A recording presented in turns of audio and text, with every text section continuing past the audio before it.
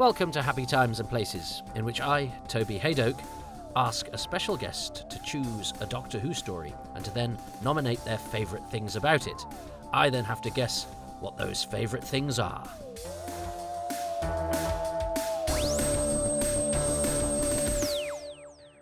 Hi Toby, it's thanks for having me on.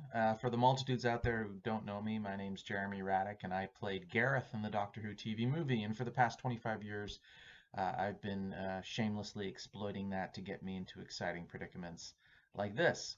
And now it's brought me here to my basement to talk to you about Inferno. It's actually getting quite warm in here because, well, things are hotting up. We're getting closer to the centre of Inferno because we're on episode 2. Jeremy Radick, who I have never met, is attacking this podcast format with gusto. So I'm as excited to see what he has to say about each episode because he's having fun with it. I've never met him. Isn't that lovely that I considered just through his energy and wit coming through my screen and the brief conflabs that we've had, I consider I have a friend across the halfway in a different part of the world, united by the fact we both like the same thing. And he's exhibited lots of traits that I very much warm to. So this is part of the joy of doing this is not just the watching of the stories, I hope, but I hope you get to encounter people and personalities who are warm and engaging and likeable and revel in a joy of a thing that you like too. And I hope one of the things you like is Inferno. We're about to watch episode 2, and I'm about to press play. I've got it paused in between episodes on the Inferno DVD, the special edition, I think, which has a rather exciting documentary about the Havoc stunt team on it, which I might talk about at some point. But let us press play, or whatever we're going to press, in 3, 2, 1, go. So, Inferno. Last week, or last episode, I chose Douglas Camfield, the brilliant director who's only fully responsible for episodes 1 and 2. His influence is felt for the rest of it, and of course he does all the film sequences. But he fell ill, he had a weak heart. But Jeremy chose what we're about to see now, which is the title cards. And this... Oh, I did know the name of the guy. This is quite famous volcanic sequencing. And you used to see it quite a lot in school programs about volcanoes, because volcanoes were a thing. And this stuff, so some of this footage is also watched. Giles Kent and the Doctor are watching Inferno when they're padding out episode 3 of The Enemy of the World. But it is part of Season 7's crusade to have different titles, because Spearhead from Space has the normal titles, but the title of the episode zooms in. Doctor Who and the Silurians is as per normal without the zoom, but it does say Doctor Who and the Silurians. Ambassadors of Death, of course, has the best opening titles ever, in that the title attacks you and shoots you, and then Inferno has this, and great choice. Titles are a good choice. I love the sound. I love the dribble.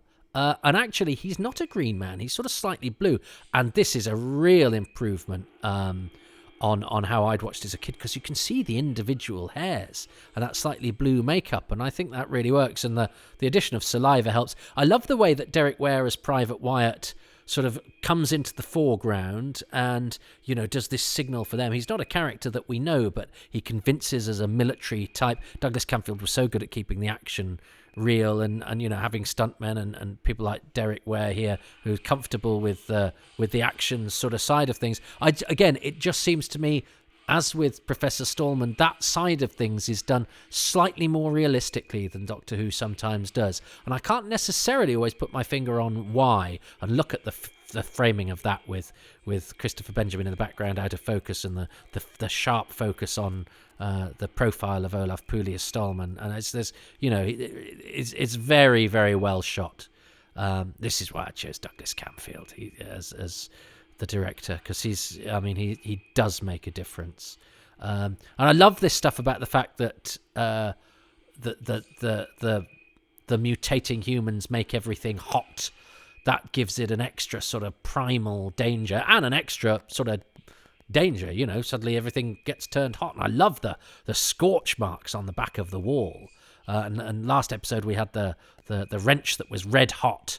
And there's something sort of that bubbling energy from the core of the earth that, again, because I think it ties in with something that is old, because, it's something that's old as the earth itself. That gives it a slight element of horror added to the sci-fi. I didn't realise that. I only discovered relatively recently that the film shots of the pipes are actually models. Well, they meld seamlessly with the sets, and that's very, very impressive. I thought maybe they were just on film to get some bubbling stuff and a bit of heat, but actually they're model shots by Ian Scoons, so that's really impressive.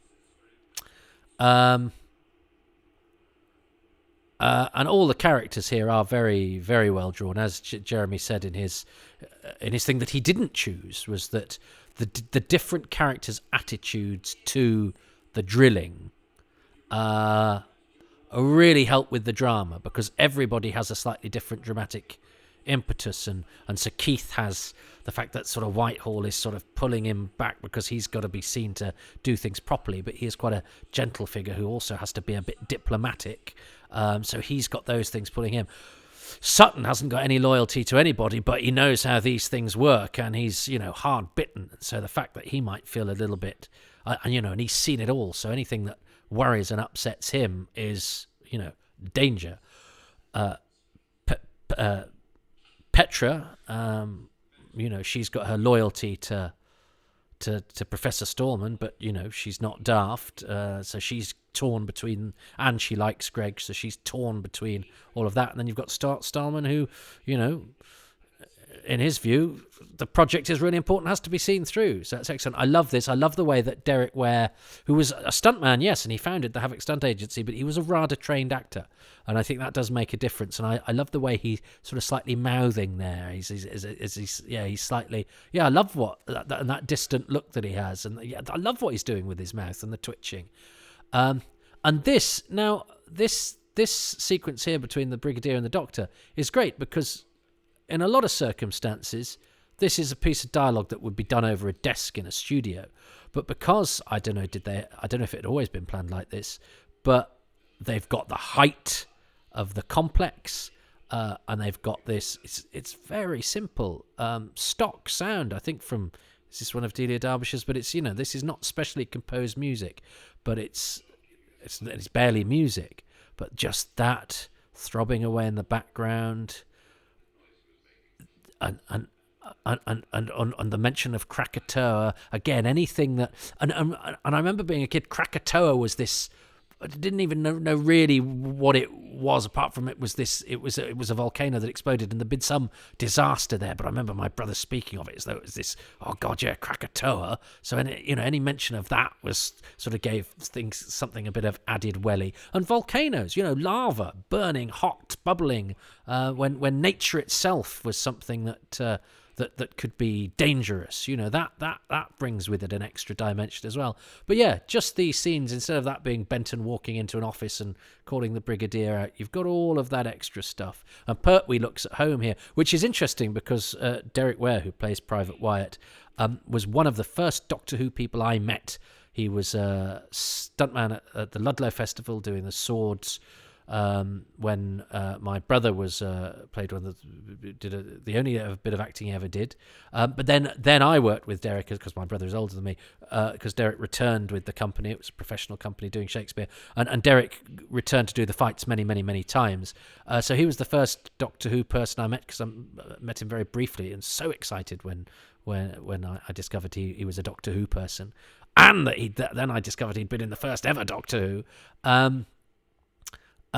But then when he's he was talking about the falls and all of this here. He said, the real brave person with this. Look at Pertwee, great again. He goes, I'm not going to walk down the ladders. I'll slide down the banisters. Real man of action. But and look, and the fact that Derek is so nimble because he's a stuntman and a physical man, and he's got dribble as well, and that makeup's great, and they've done good work with the hair. But because he's so nimble, the way he was standing there, gives an extra dimension and an extra sort of actioniness to this actually quite hazardous environment that they're on. All these brilliant shapes that give the camera so much to deal with, but you're really helped if you've got brave, nimble men who can clamber about them as Derek did there to make it seems so natural. But that's not easy. But I know Derek said that Pertwee was absolutely terrified of heights, and so the fact that he comports himself with such elan over those railings and griddings and all of that is a real testament to Pertwee as leading man, as action hero, as brave actor. There is the story that Alan Chunce and Terry Walsh sort of calmly walked him around the top of the gasometer and chatted to him amiably in order to make him feel safe. And I know the kinship that Pertwee had and the way that he, the dynamic he had with those stunt guys, I think is important to this period of the show, which is why it was nice to become an honorary member of Havoc when I jumped off an 18-foot erection on the special edition for this, which it looks okay on the documentary, but I don't think it looks as high as it looks when you're on it.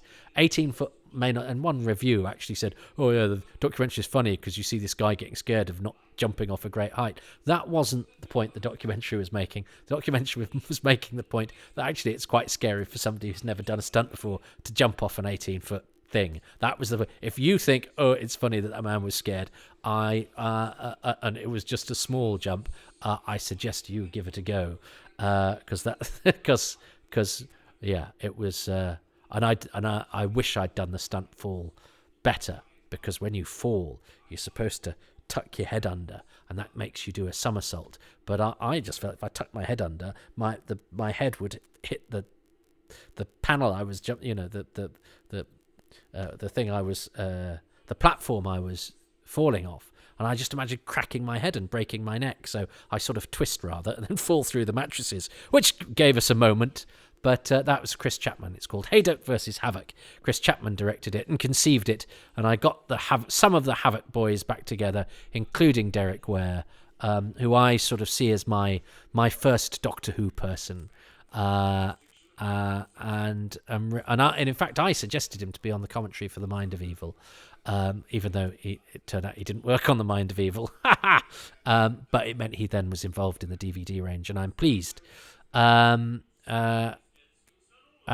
he was a nice man, Derek, and I was sad when he passed away, because he was always somebody that wrote letters back, and he was quite an erudite guy. Actually, you think of stuntmen as being quite prosaic, but Derek was very much, he knew his Shakespeare, he was a man of the theatre, he had a fund of stories. He was a bit disappointed in some ways about the way that sometimes stunts were not taken as seriously as they might be, and I know he used to get very annoyed when I remember Brian Blessed did some fight arranging on a pantomime or a play or something. I think it may have been a Three Musketeers, and Derek was sort of going, look, come on, Brian Blessed's an actor, and that's doing stunt people out of work. And but I know another actor who, when I said something about Derek Ware being a bit disappointed, said, oh, Derek Ware was always disappointed. So it depends who you are, I guess. But I certainly I liked Derek very much, and I think that the work of Havoc benefits the series. This is quite sort of hokey and the mad scientist doing the mad thing, but the way that it's done and the way that Olaf Pooley plays it sells it more, and because he's been tapping his pad earlier, I think, and the way that he this sort of hand business that he has is I don't know, it's consistent with his characterization, so it doesn't feel like oh, silly man's touched the thing. It's now, oh, has something, I don't know. It just, again, I can't quite put my finger on what it is about Olaf Pooley, but it's a cut above. And it's interesting because he wasn't really a sort of... I mean, the Pertwee era doesn't have a big name actor policy anyway. I mean, the Troughton era and the Hartnell era used a lot of film stars, and film actors. But the 70s, we often think of Doctor Who as having sort of big names in it, but that was sort of the 60s and the 80s. The 70s, much less so. What it does instead is it fills its cast with estimable character actors, and spends its money on helicopters and people falling off ladders. And I don't necessarily think it suffers as a result of that. I would always invoke Doctor Who's ability to attract brilliant actors as one of its strong points. But actually, this country has a lot of brilliant actors who aren't employed enough. And perhaps the 70s policy was slightly more egalitarian and even perhaps a better use of resources, because you can get as good a performance out of a Bernard Kay or an Olaf Pooley or a John Abernethy or a John Ringham as you can out of and in fact more so, I think, than some of the showier actors sometimes in Doctor Who. But anyway, yeah, and Camfield also directs actors very well. He somehow keeps up the intensity and the believability in a way that Doctor Who doesn't always go for, and sometimes it deliberately doesn't always go for it because it wants a certain archness or it wants a certain colour, and certainly the government official types who appear in the Pertwee era subsequent to season 7 are a bit more sort of jolly hockey sticks and a bit more pompous and a bit sillier. And that's a deliberate sort of dialing up of the colour, if you like. But I like this. I've always carried a certain amount of shame for being a Doctor Who fan, because when I was growing up, it wasn't, or in my formative years, it was a bit of a national joke. So when there were bits I thought I could show a normal person. And now, and look, a black female extra at the back there, who is Corinne Skinner Carter, who was a regular in EastEnders for years and has had an amazing career. But there she is, being a background artiste. But she's had loads of really important work over the years. And but I don't think that she and the guy are background artists in the Warp 2. I'm so glad they don't call it the Warp, the parallel world. It was always, when it was written up, that the parallel world, but in the script and in the production documentation, it's all Warp 2. I'm glad it's not called. I'm glad it's not called that in this anywhere ever. But I'm sure they're not extras. So is that a subtle, nod to the fact that the state is somewhat more fascistic, in that there are no black people among the staff. Interesting. This is great. Again, I love that sort of clenched fist fury thing that he's got going on, and the way that he opened the drawers.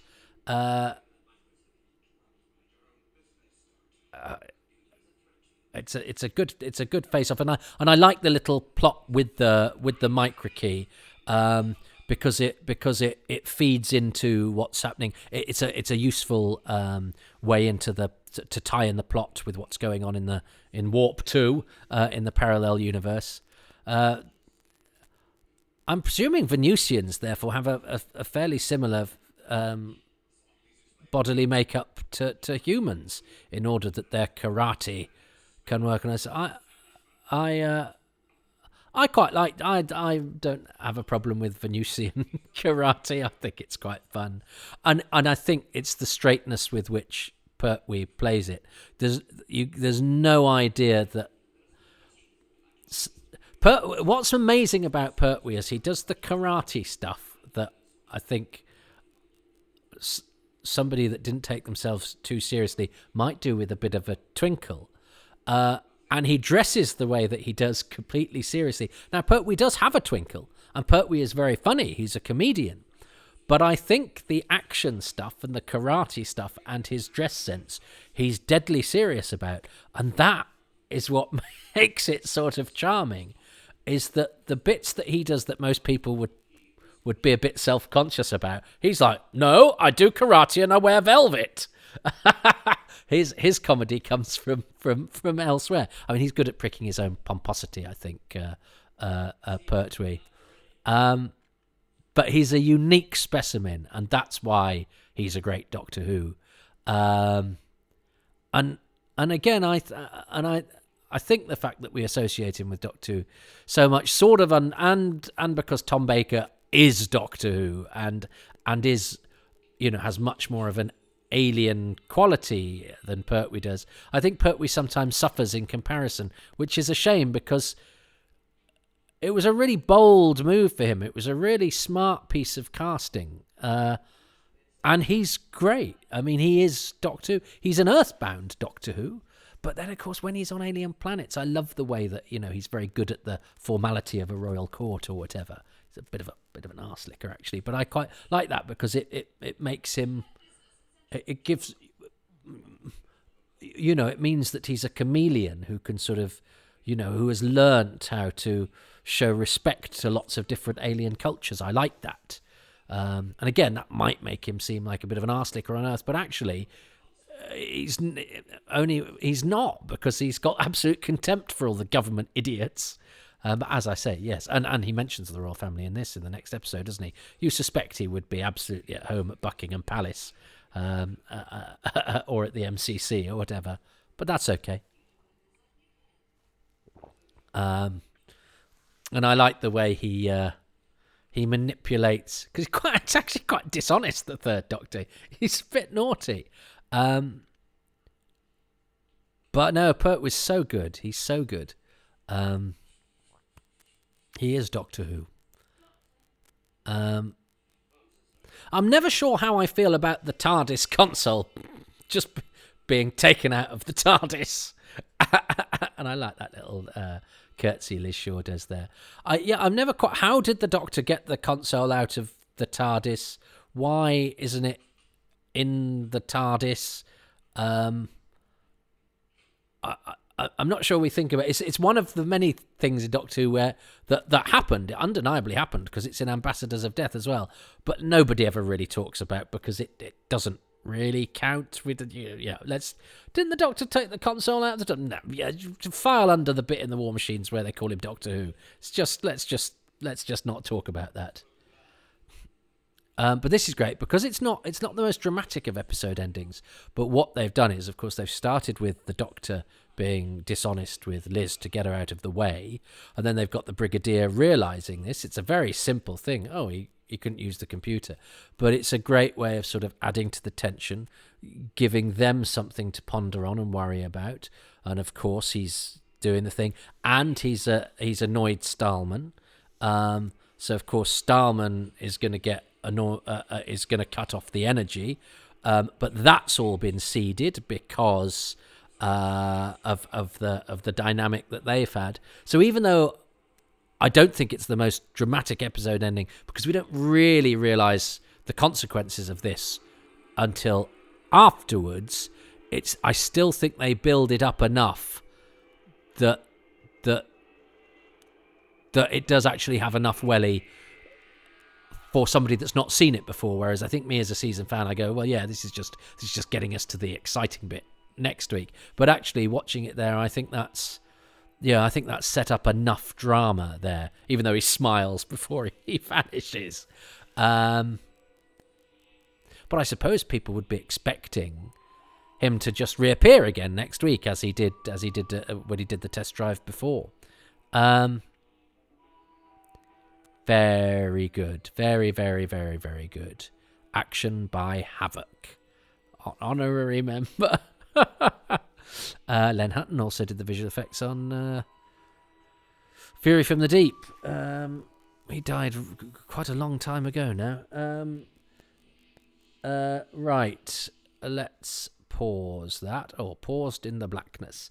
So, I think my second thing, because it was so... And I think because Camfield or whoever, somebody decided that scene between the Doctor and the Brigadier should be on the gantries, really throws up how important that setting is, the Berry and Wiggins plant.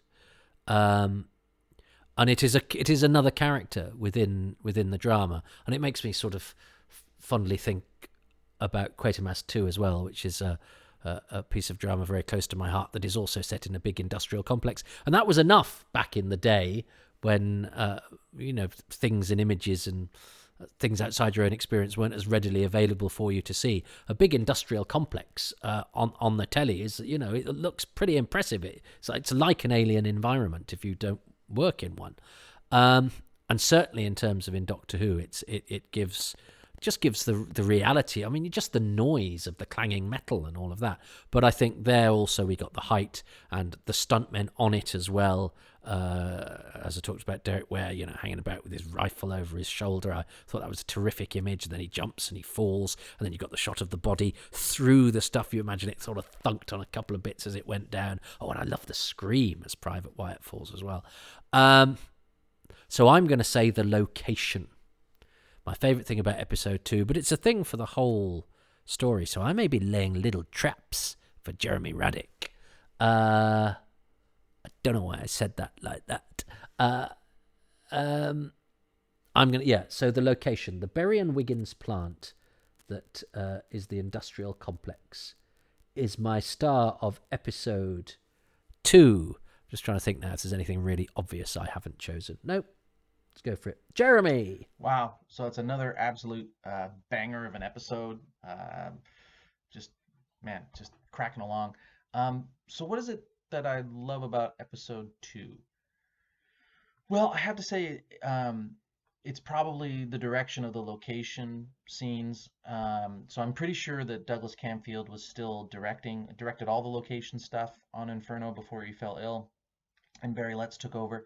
I love, in this episode particularly, all the location scene stuff. I love there's a really great scene between the brig and the Doctor on top of that weird refinery thing, and I mean, I don't know what it's doing there or what its purpose is, but it's a great excuse to get him up there, and they talk about it, and it's a really tense scene where they're talking about it, and the Doctor has that great line about Krakatoa and just kind of ratchets everything up, and it keeps the tension going. And then immediately following that, there's a great action sequence, which is super cool.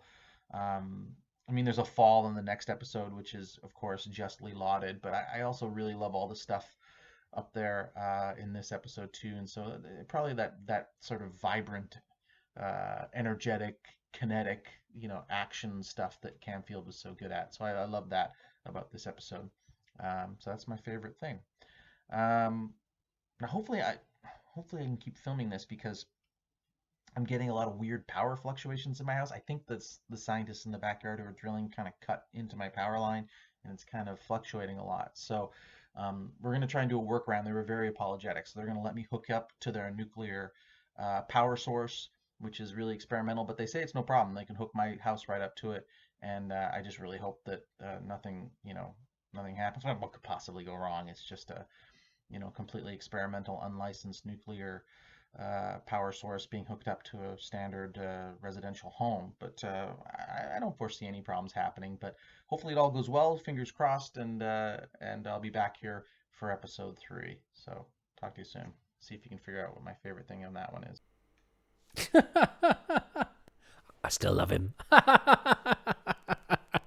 Well, I hope nothing goes wrong when he hooks up the nuclear power to his residential home, and that he's fine in episode 3. I love the fact he's doing this. If you're out there listening and you've yet to record your contribution, I've got lots of special guests waiting in the wings to Happy Times and Places. I expect you to record a mini drama based on the story itself as an homage to the approach of Jeremy. No, I don't. You do it. You respond to it however you so choose. That's the beauty of this. everybody has done it in different ways, and it shows that not all Doctor Who fans are the same, and that we all express ourselves differently, but hopefully with a zest for fun and life and entertainment, and a love of this very silly program. But as Jeremy pointed out, can be very, very tense, particularly this story, Inferno. Although I'm not feeling too tense, because I am claiming that he did the sort of synthesis of the location and Camfield, so it's actually my two things, the only 1 point available per episode. So I think I get a point this episode, so it's even Stevens. It's 1 point each to myself and to Jeremy Radick. So let's see if I can continue. It's not a winning streak, is it? If I can capitalise upon my single point next time when we go to episode 3 of Inferno, as it is known in the illustrious history of Doctor Who, the eye patch episode. So I'm gonna go now, and then I'm gonna turn around and see what you're all wearing in the next instalment. But I'm thoroughly enjoying this. It's a tip-top piece of Doctor Who, Inferno. We haven't even got to the bits of the story that people really talk about, which is when, the apocalypse is unleashed on an alternative Earth. That's still to happen, but hey, the journey's still pretty tense and exciting, and this is top drawer Doctor Who even before it's got to the bits that, even before the bits that write the headlines. All right. I'm enjoying this. Thanks for being there to listen to me go to many happy times and places, and this is very much one of them. Until next time, bye-bye. Thank you so much for listening to Happy Times and Places, which is presented by me, Toby Hadoke. My special guest this time around is Jeremy Radick, who can be found on Twitter at Jeremy Radick.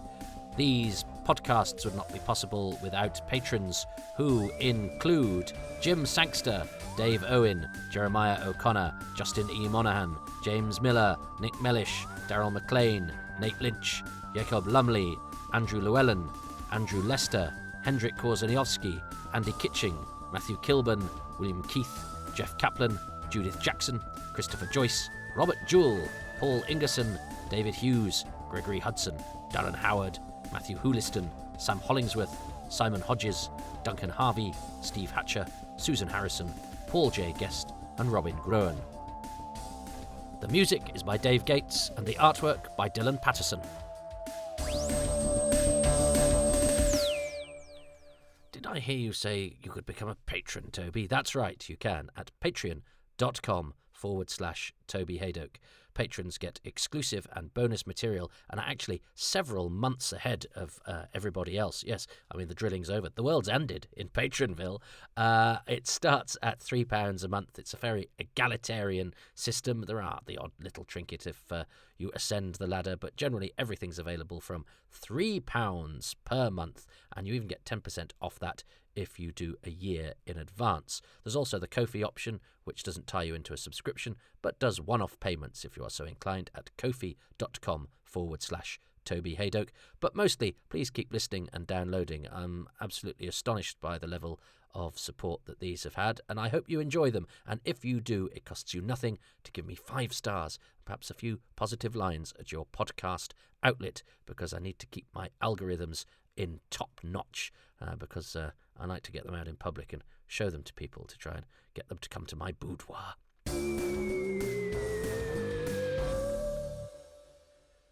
I'm also a stand-up comic as well as a Doctor Who geek, and I do a live show in Manchester at Excess Malarkey, a comedy club that's been running for 24 years. So it's pretty good, and it's also very, very affordable, and that's at 8 p.m. every Tuesday night.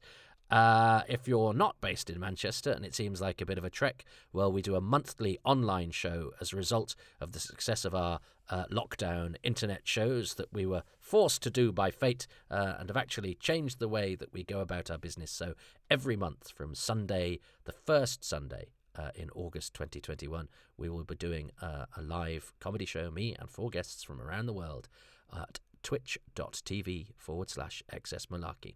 And you can also find XS Malarkey on Twitter at XS Malarkey. I'm there too at Toby Hadoke, and these podcasts have their own feed as well at Hadoke Podcasts. So, you could be sick of me if you actually didn't try all that hard.